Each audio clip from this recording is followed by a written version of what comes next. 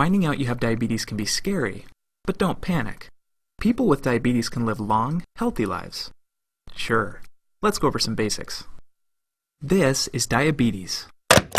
Made simple. When we eat, food travels to the stomach. Food is made up of 3 basic nutrients: carbohydrates, proteins, and fats. During digestion, carbohydrates are broken down into sugar, otherwise known as glucose. Here's a quick fact. Carbohydrates include foods such as bread, rice, pasta, potatoes, fruit, milk, and yogurt. In a normal digestive process, sugar travels from the stomach, through the bloodstream, to your body's muscle and fat cells.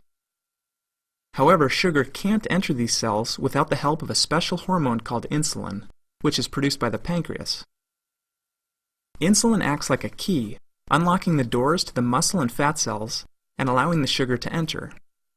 The cells then use this sugar as fuel to provide energy for the body. When this process is functioning properly, sugar entering the bloodstream from the stomach is able to exit the bloodstream at the muscle and fat cells. In this manner, the body is able to regulate the concentration of sugar in the bloodstream. Now let's see what happens in a person with diabetes. Sugar enters the bloodstream, but one of 2 things happens.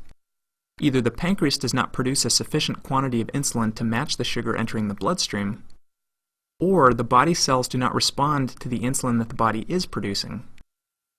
In both cases, the result is the same. Cell doors remain closed, causing sugar to get backed up in the bloodstream. As a result, blood sugar levels rise. This creates several problems. Because sugars are not able to enter your body's cells, your body is not getting the fuel it needs. As a result, you may feel tired or fatigued. Your body may try to dilute the excess sugar in the bloodstream by pulling fluid out of your cells. This can leave you feeling dehydrated and thirsty.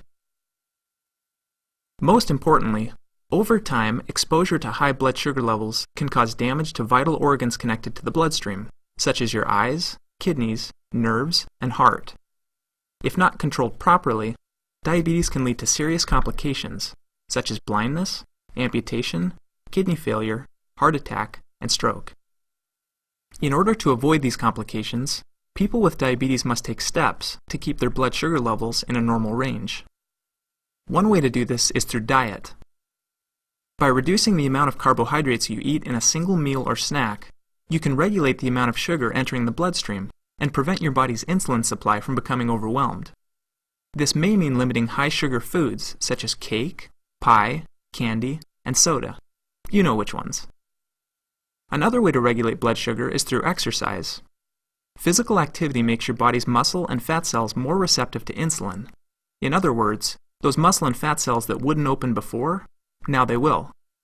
Finally, your doctor may prescribe oral medications to increase your supply of insulin, regulate the amount of sugar entering the bloodstream, or make your body's cells more receptive to the insulin your body is producing.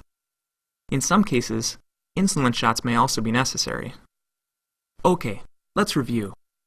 We've talked about what diabetes is, a condition where either the body does not produce enough insulin, or the body cells are not receptive to the insulin being produced. We've seen what complications can arise from it, such as fatigue, dehydration, and damage to vital organs.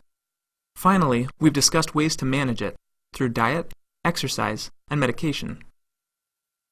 For more information about your specific health diagnosis and treatment plan, please talk to your doctor.